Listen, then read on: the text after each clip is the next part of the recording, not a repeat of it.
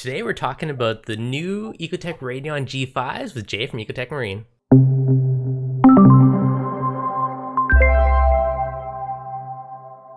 Hey, how's it going, Devin? Been Awesome. a How you while. how you doing today, Jay? Great. Excellent. So pretty exciting. There's been a ton of content on the internet now about the new G5s, which look like amazing lights. I cannot wait to get my hands on some.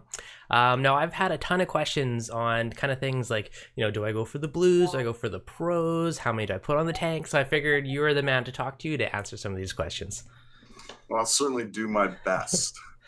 I have a good faith. The tank's looking good in the background. I see the nice, pretty new lights on top. Yeah, it is actually. Today I finally getting around to switching my lights over to the G5s. We're still doing a number of tests with respect to the control platform, but that should all Mhm. be concluding pretty soon. And as a result, yeah, I'm ready to make the switch, and it certainly Nice. works. They certainly work very well, so I'm pretty excited. Okay, so now one of the first questions I'm going to ask of you now, which ones are you going for, the pros or the blues on your own reef? I'm going to go with the pros. Yep. And the reason is because that's what I have on there currently Hmm. in terms of the G4s. And I just like the flexibility in spectrum. I like a little bit warmer color. I'll probably run something pretty akin to the AB Plus, but I do like the extra flexibility that you Hmm. can get from having those extra color LEDs and color channels. So Okay, that's um, fair. that's what So I'm going to go with. beauty. Okay, so the blues are basically all 100% out. They're dialed into exactly AB plus, right? Yeah, I mean, more or less. There's a little bit of difference in the sense that there's obviously a couple other colors in there, the cyan and the lime, Hmm. and that's largely just because they're a way to give you a little bit more white flexibility, but still lend towards the blue spectrum. Hmm. Because those greens, particularly the lime, is actually very similar to a warm white. So complements, keeps you full spectrum, complements the blues, and just gives you something a little extra to play with and show off a little of that pigmentation in the coral without detracting from the blue look, if that's what you're going Yeah. for. Okay, so that's basically the biggest, easiest to decide. Or do you like a whiter tank or a bluer tank if someone's trying to decide which one to go with? Yeah, exactly. The main reason that the blue came about was because there's a lot of people in our user community who were using the AB plus spectrum, and Hmm. their question was, why can't I run more wattage in that spectrum? In I'm getting this fixture that has this capability in terms of Hmm. output, and I can't run it 100% in the spectrum I want. I have to dial it back because these other channels are not in use. So Hmm. that's what the blue does. It basically gives you that capability to just run everything that the fixture is capable of right in that spectral channel. And it's also great for people getting into it because it accomplishes a thing which a lot of people love, which is the fluorescence, Hmm. and it also makes it very simple to tune your light. You just Yep. can run everything and then just adjust the intensity appropriately. Yeah, so it's pretty foolproof for a new reefer. You're not fully down the lighting rabbit hole. I mean, you just want a good light. You want things to look good. You want it to grow. Basically, plug and play. Yeah, and then Yep. you just set the spectrum as it is, run it between 40 and 60%, Mhm. probably on the low side to start with, and then you can up it. As time goes on, when you're chock full of SPS, run it at Beautiful. 100% and just Yeah.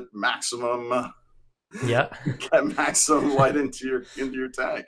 Perfect. No, that's awesome. Now, one really cool thing that I love now with the new Mobius app is you have templates built in. So if someone setting up their light for the first time, either model they have a template. You want AB, your SPS, or LPS, whatever you want. It makes it dead easy to program your lights. So that's a really cool feature. Yeah, and there'll be a lot more of that as we go on as well. But Hmm. if you click on this template, there's an information tab. We may actually reorient that so that you get to read that with before you select it. Right now, when you see those templates, you can click on the eye and it will pop up with a brief description of that Nice. template before you set it for your tank. But realistically, it has our most popular ESL template in there, which was Radiant Color, and then it has the Coral Labs, which are all proven spectrums. And then from there, obviously, you can tweak it to whatever you want. You can also just run the fixtures. They will obviously work with all channels on. Just make sure you get the intensity right. We always recommend, if you have access to a par meter and you have an existing tank, check your par levels, match those par levels, maybe even go a little lower initially if you're coming from a different lighting technology, because LEDs really hammer those spectral peaks, which the Coral uses. So. No, exactly. No, it's cool. Love how easy to set up the new ones. Now, I know the previous Gen 4 Pros, if everything was 100%, I think it was like a 14 or an 18K halide, somewhere around there. Is that? Yeah. Actually, I was just refreshing my memory because this is the 5th generation.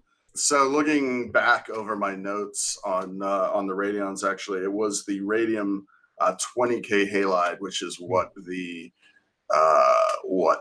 Pro Spectrum is dialed in for. So you have you basically have the color mix, which if you run all the channels on 100%, and this is one of the tough things when explaining programming and running lighting, particularly the Radions, is you have individual control of the channels, and you have your overall output intensity.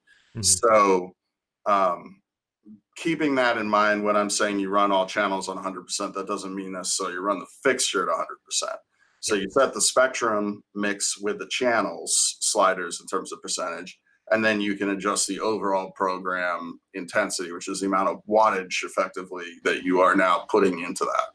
Yeah. So, it makes it a little more complicated, but I think once you get the hang of it, it's pretty simple. Yeah. So the 20K metal halide, which was the Radium 20K, is what the Pro is based off of. Yeah. Okay. And now is that the same for the G5 Pros, or are they still based off that same spectrum? Okay. And that means that, and they've changed a little. I mean, in terms of the hue and whatnot, depending on the LED mix, it's changed a little. I think we kind of Gen 1, Gen 2 kind of timeline, everything looked good. Gen 3s, they were getting a little pinker. I think it was the deep blue was kind of giving you a bit of that purple. Got a little heavier in that respect, and then then G4 back to more blue, and then G5 maintains that. But where the wattage is going gives you that spectrum. Okay, now that makes sense. So easiest way, if someone's setting up or tweaking their light, think of the individual colors as changing your spectrum, and the main slider for the overall output of the light. Easy way to put it, I think. Now, with one big thing that I really love with every generation is the light spread is obviously getting better, and the par evenness has been getting better. So I mean, before it used to be a cone, now it's being more and more of a flat kind of warm fuzzy blanket of par wrapping your corals, which is always a big benefit for especially those SPS heavy tanks. Yeah, and that's one of the things which actually has created a little confusion as we've come out with the G5, is because the recommendations have been a little bit all over the place, and it was actually something that we kind of didn't address on purpose because it's difficult. It's more of a conceptual thing. And it's almost better seen when you actually get your hands on one of these lights and you run it, because the amount of spread that you get out of the fixture, and it'd be nice to show you on the tank a little bit what I'm talking about, but the amount of spread that you get from one fixture is quite stunning visually. And in that same respect, when it comes to the coral and what the coral is actually seeing, because your eye is generally not the greatest tool for measuring light output, the par is very even. And I drew you a little picture earlier to kind of explain what's going on in the lighting and how it compares particularly to the G4. And I think we'll put some more information out there on this to the public, so that everyone can see this and make sense of what is actually going on, and how impressive the new optic and the new LED placement and everything actually is. But if you can see my doodles here, what we have over here on this side, we'll start with this, is that's actually the G4. So if you imagine this big curve as the G4, output, and this is a 36-inch area underneath, 36 by 36-inch area under the fixture. What you've got is, this curve, and what we're looking at is 100% output. Now, what that means is out here on the peripheral, say this is hypothetically 150 par, which means that you can use it to grow a good amount of different coral, even this far out from under the fixture.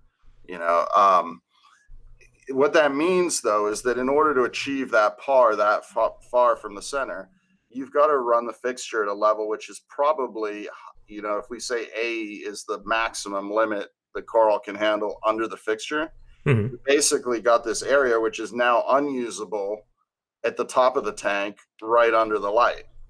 Yeah. Because in order to get a usable par level here, you're now forced to have an unusable par level here. So what happens is you are forced to turn down your fixture and to bring it down so the peak is here. And then what you get is not par that's useful all the way out here, but par that's useful here. Yeah. Right? Because then this whole curve basically shifts down. Okay. Now move over to the G5, and I kind of was a little aggressive with the amount of space I used on this.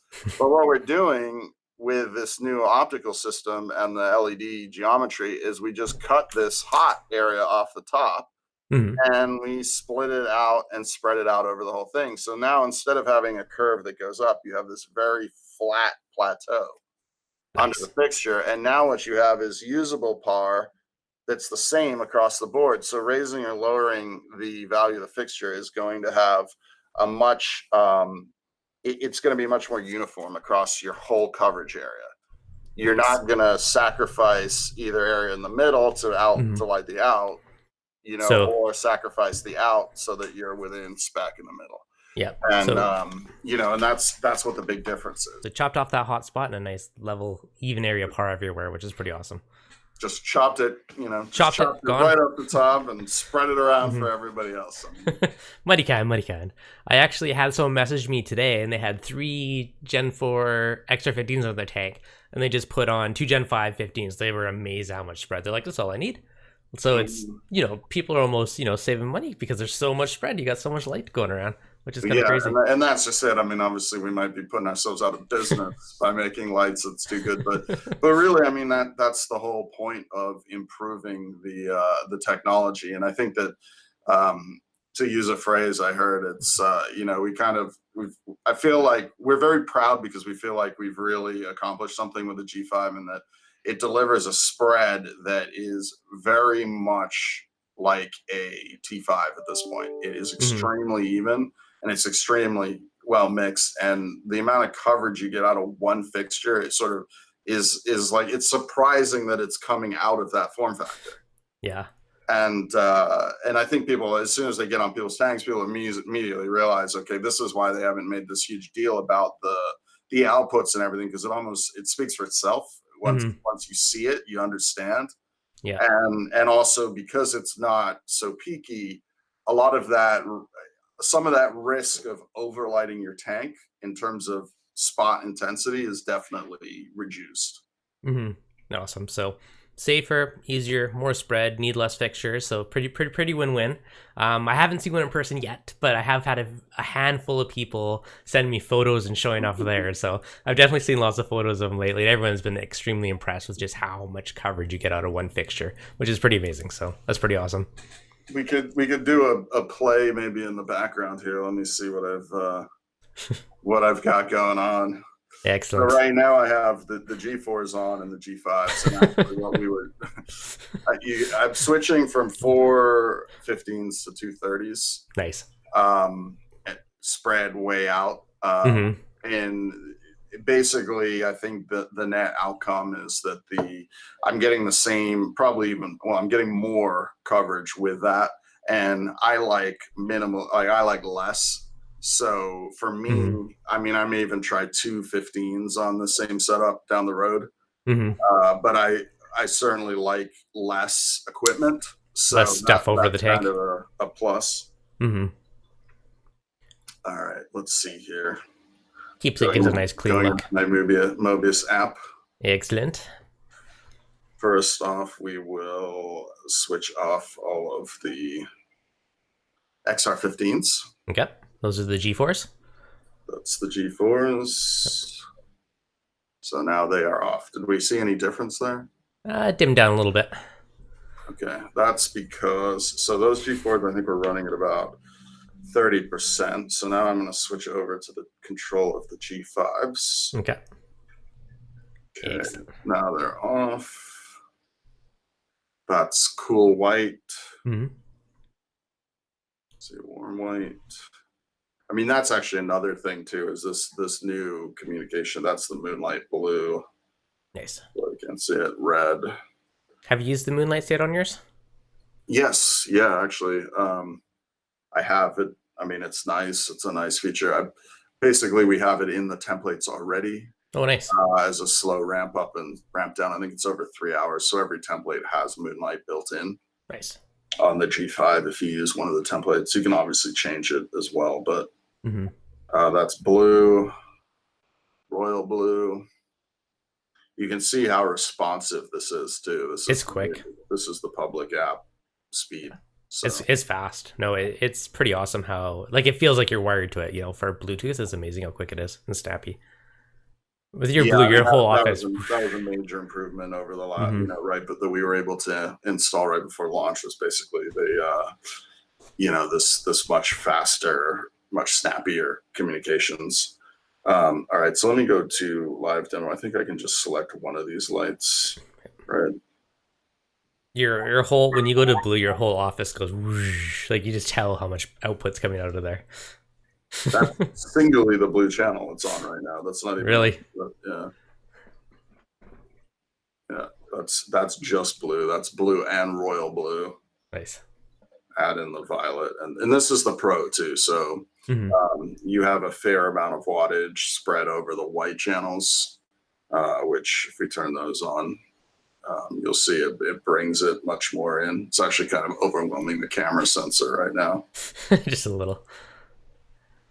Nice. So we'll turn it down to. There you go.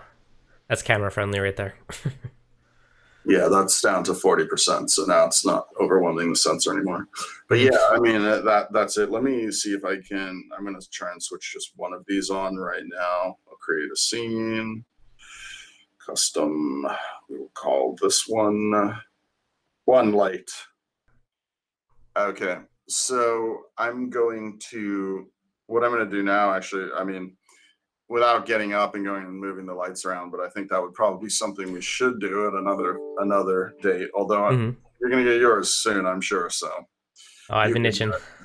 But all right, so right now I have all of the blues and whites on the two fixtures, and you can see it's kind of overwhelming the camera sensor. So that's at 100%.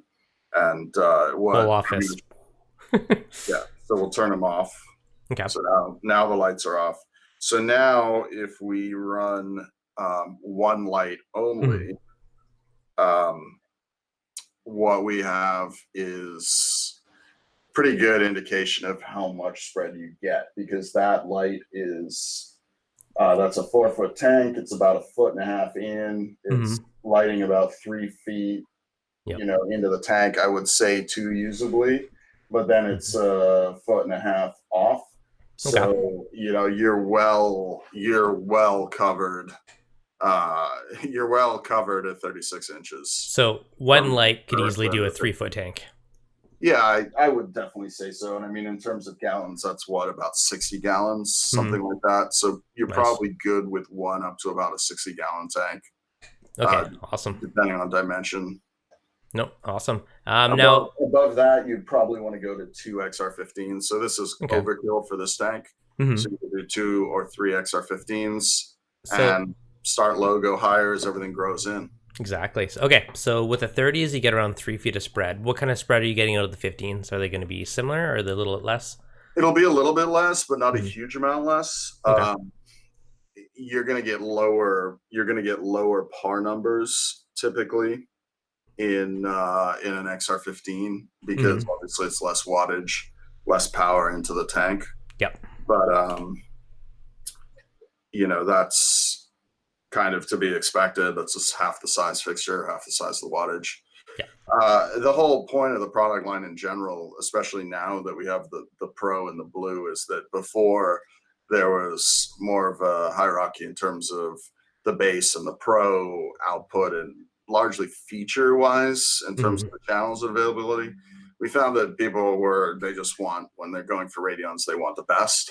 Hmm. So with respect to that, we've kind of modified that to give people exactly what they want without compromising. So all the new Nice. tech, like the lenses, heat sink, all of that stuff is on all the models. But then you have the Pro and the Blue, which tailors to the specific spectrums which people like.